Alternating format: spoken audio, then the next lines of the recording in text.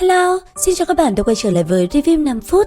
Trong Đấu La Đại Lục, sau khi hợp quân cùng đại quân Thiên Đấu Đế Quốc, Đường Tam sớm đã đoán được Võ Hồn Đế Quốc sẽ tấn công vào kho lương thực. Bởi vậy, mà hắn đã cùng với Sử Lai các thất quái chia nhau ra bảo vệ phòng tuyến quan trọng này. Và quả nhiên, Đường Tam rất chính xác, ngoài việc không để địch nhân xâm phạm kho lương, hắn cùng đồng đội đã thành công giải quyết gần 500 thiên hồn sư tinh nhuệ của Võ Hồn Đế Quốc, khiến kế hoạch của Bỉ Bỉ Đông thất bại hoàn toàn. Sau đó, trở về nơi đóng quân tại thành Gia Lăng Quan, Đường Tam lại được Hoàng đế Tuyết Bang tin tưởng giao cho nhiệm vụ dẫn quân xuất chiến trong trận chiến đầu tiên. Và không để vị hoàng đế của Thiên Đấu Đế Quốc phải thất vọng, trong lần đầu dẫn quân xuất chinh, Đường Tam đã an bài cực kỳ tốt giúp đại quân giành được lợi thế trước Võ Hồn Đế Quốc. Không chỉ vậy, trong lần đầu tiên cùng đồng đội xuất thủ, Đường Tam với khải thần Tam Xoa Kích, kiện thần khí kinh khủng này chỉ trong tích tắc đã lấy được mạng của Thành Long Đấu La, cùng với đó là tông chủ của Tự Sát Tông, Hồ Diên Chấn. Lúc này, mặc dù Đường Tam rất nhanh, thế nhưng ngay sau đó, Bỉ Bỉ Đông đã lập tức có mặt. Gặp lại kẻ đã lấy đi từ trong tay mình hai cái hồn hoàn 10 vạn năm, Bỉ Bỉ Đông lúc này hết sức tức giận. Từ trên người nàng, vô số những con ma chu màu tím đen xuất hiện, đã ngay lập tức lao về phía Đường Tam. Đối diện với nó, hải thần Tam Xoa Kích trong tay vung lên, chỉ sau một hơi, toàn bộ lũ nhện độc đã hoàn toàn biến mất.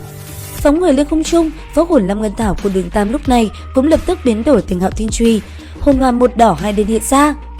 Ngay sau đó, Hạo Thiên Chùy vung lên, kỹ năng Thái Thản Thương Khung Phá tay trái hồn cốt ngay lập tức phát động. Đối diện với nó, từ trên người Bỉ Bỉ Đông, võ hồn chân tâm phóng xuất, hai cái chân nhẹ phía trước xuất hiện, hình thành nên một cái lá chắn lập tức chặn lại công kích từ phía Đường Tam. Khi hai bên va chạm, Đường Tam liền bị Bỉ Bỉ Đông chấn ngược lại phía sau. Bây giờ, Đường Tam mới hiểu, mặc dù Bỉ Bỉ Đông bị áp chế, thế nhưng hồn lực của nàng lại áp chế mình tuyệt đối, khiến song phương có chút chênh lệch. Lúc này, hồn kỹ thứ 6 Khắp Huyết Ma Chu phát động, Bỉ Bỉ Đông liền phóng thẳng tới Đường Tam mà đánh. Ở phía bên kia, sát thần lĩnh vực của Đường Tam mở ra, trong nháy mắt đã đẩy lui được lĩnh vực tới từ Bỉ Bỉ Đông. Cùng lúc đó, Sơ Cao Tam Xoa Kích, một luồng hào quang chói mắt đã lập tức bao trùm nơi đây. Không chậm trễ, xoay tròn một vòng trên không trung, thức thứ nhất Vô Định Phong Ba đã ngay lập tức hóa giải hồn kỹ thứ 6 của Bỉ Bỉ Đông. Một đòn này vừa đánh ra, chân đạp hủy ảnh mê tung, Đường Tam rất nhanh đã lùi về phía sau. Ngay sau đó, cất đi Hạo Thiên Chùy, võ hồn Lam Ngân Thảo kèm theo hồn kỹ thứ 7 Lam Ngân Chân Thân lập tức hiện ra. Chưa dừng lại, từ trên tay Đường Tam, hải thần Tam Xoa Kích vẫn không ngừng huy vũ, tạo nên như vòng ánh sáng, phóng thẳng về phía người Bỉ Bỉ Đông, cùng một vài tiên phong hảo đấu la đang giao thủ với đồng đội bên cạnh mình, khiến bọn chúng chịu sự trói buộc và không thể làm gì. Lúc này, ở phía bên kia, Bỉ Bỉ Đông vô cùng tức giận, khi Đường Tam lùi lại, nàng lại một lần nữa phóng tới. Đối diện với quầng sáng đang lao tới người mình, hồn kỹ thứ 9 Bất Tử Chi Thân cũng lập tức được phát động. Lúc này, khi quầng sáng kia đánh tới người, mặc dù không nguy hiểm đến tính mạng, thế nhưng Bỉ Bỉ Đông cũng bị thương không hề nhẹ.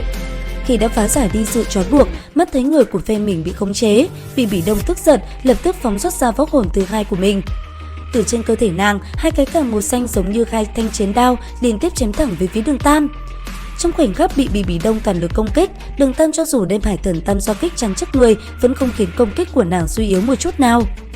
Lúc này, Đường Tam đã bị dồn đến chân tường, đem toàn bộ năng lượng của bản thân rót vào trong Tam Xoa Kích. Nương theo đó, một luồng ánh sáng chói lòa tỏa ra đã bao phủ cơ thể ở bên trong.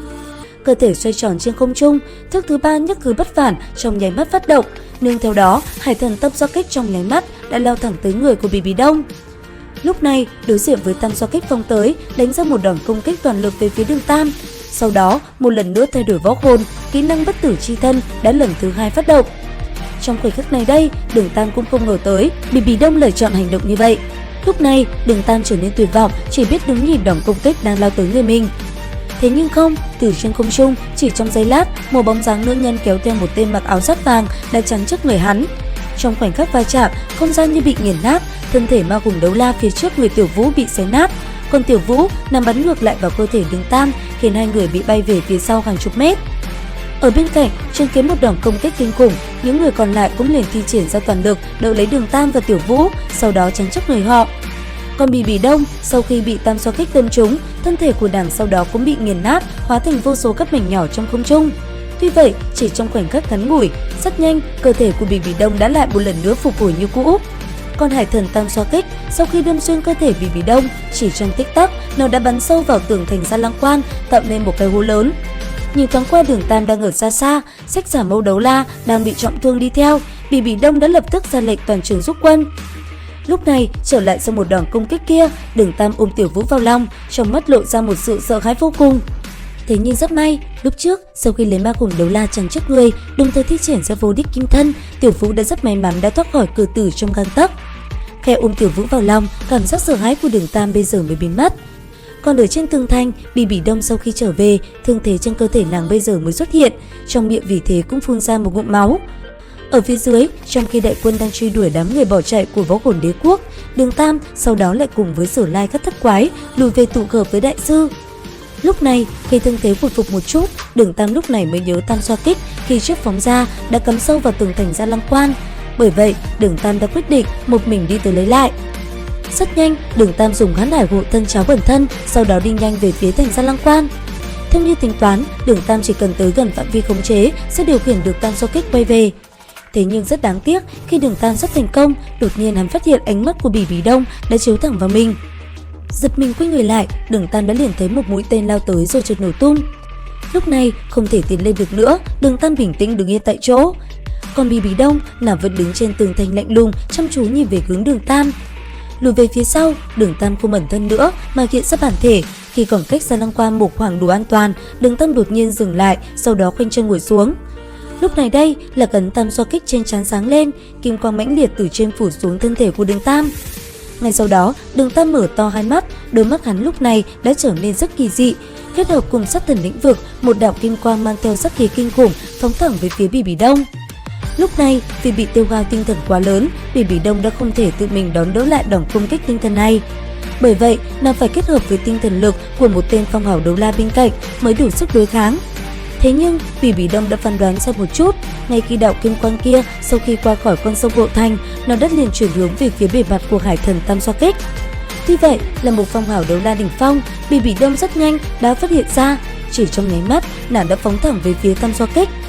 Thế nhưng vào lúc này, Đường Tam cũng đã bay lên, Lâm Ngân Hoàng xương đùi phải và Tà Ma của Kình Vương xương đùi trái cũng cùng lúc phát lực đẩy thân thể hắn bay thẳng về phía Gia Lăng Quan. Ngay khi Bỉ Đông vừa đem hết tinh thần lực đặt trên người Đường Tam đang chạy tới, thì luồng ánh sáng khi nãy đã bắn tới người nàng. Bụp một phát, Bỉ Đông chỉ cảm thấy trong đại não của mình trong nháy mắt phảng phất nổ tung, thân thể của nàng cũng bị dừng lại giữa không trung. Trong khoảnh khắc chậm nhịp đó, nhân cơ hội tốt, Đường Tam đã liền phóng tới bên bờ sông và thành công lấy lại tam xoa kích rồi chạy nhanh về phía đại quân Thiên Đấu Đế Quốc. Đến khi trở về, Đường Tam mới ngã quỵ xuống mặt đất, cơ thể lúc này đã hoàn toàn yếu ớt, hiển nhiên vẫn là bị thương không hề nhẹ. Tuy vậy, vẫn là tốt hơn Bỉ Đông rất nhiều. Và cuối cùng, với việc Đường Tam và Bỉ Đông trọng thương, chiến tranh đã phải tạm dừng trong thời gian ngắn. Liệu rằng trong cuộc chiến tiếp theo, ai sẽ giành chiến thắng? Theo dõi kênh để tìm hiểu thêm nhé! Video đến đây là hết rồi. Xin chào và hẹn gặp lại các bạn ở những video tiếp theo.